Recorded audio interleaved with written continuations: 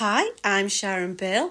I just want to let you know that over this last week, the lessons that have been scheduled mean that now on my YouTube channel, every single exercise of the Grade 1 Discovering Music Theory is there for you as a lesson, as if I was just sitting next to you explaining every step. This week's lessons finished the end of the practice exam paper at the back of the book.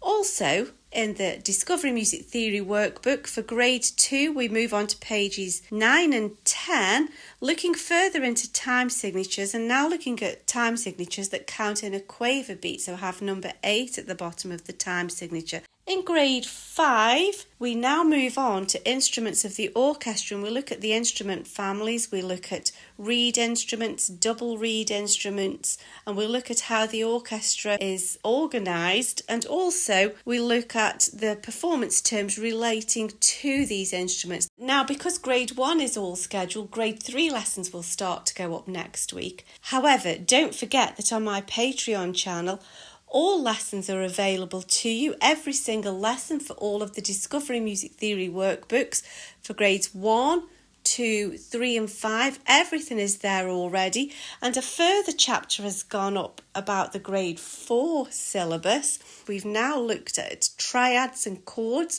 moving on to primary triads, which is foundational in all music theory. It's such a pivotal subject. It's also one of my favourite topics as well.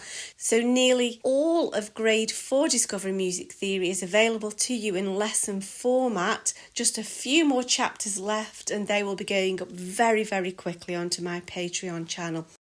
And so everything is there for you on my Patreon channel, just as if I was sitting right next to you. There's lots of help available if you go to patreon.com/Sharon Bill. There's plenty to keep you busy, so get those pencils sharpened. Enjoy your studies. So the first question asks us to circle, is it true or false that the melody gets gradually louder towards the end? So let's look at the melody towards the end. So we're looking in these final bars. And this is our big clue, diminuendo, which would look like this as a symbol. And we can see from the root word it's diminishing, it's getting quieter. So, and that's happened through the whole of this last line actually. We've gone from loud to moderately loud, and then that's like a step down, and then gradually it's faded away to mezzo piano, moderately quiet. So does the music get louder towards the end gradually? No, it doesn't. It gets quieter, quite the opposite in fact.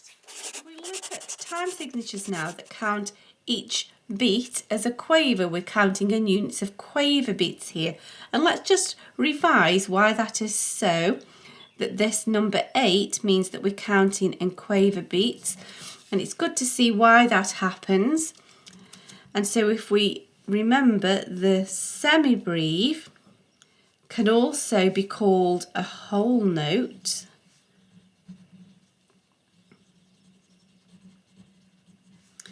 which divides into minims, because a 2 beat plus a 2 beat equals 4.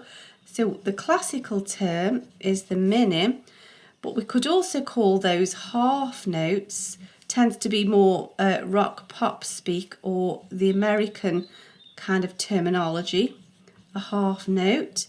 And then if we divide again, 2 beats divides into 1 and 1, 1 and 1, all adding up to 4.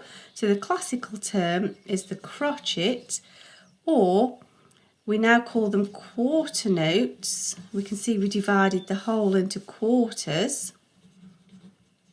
And then if we divide again, we can see a quaver plus a quaver equals a crotchet. We could, of course, beam them, depending on the time signature.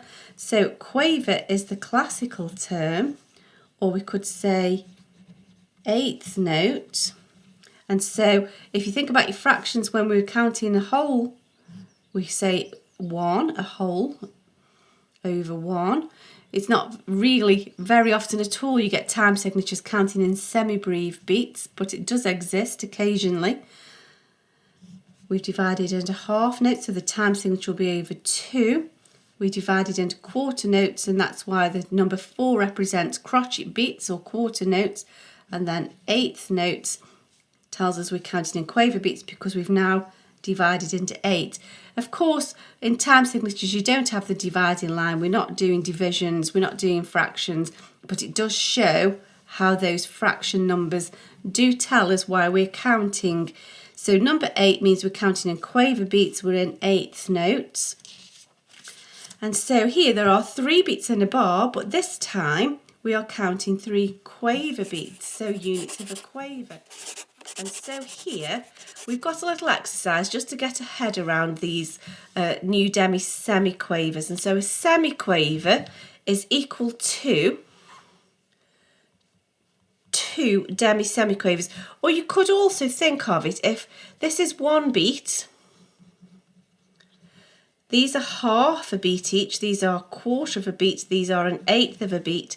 And if you prefer the maths way of going about it, we know that an eighth plus an eighth is a quarter of a beat. So you can either look at it in terms of maths or diagram it out. Either way, we can see that a semi-quaver is equal to 2 demi-semi-quavers.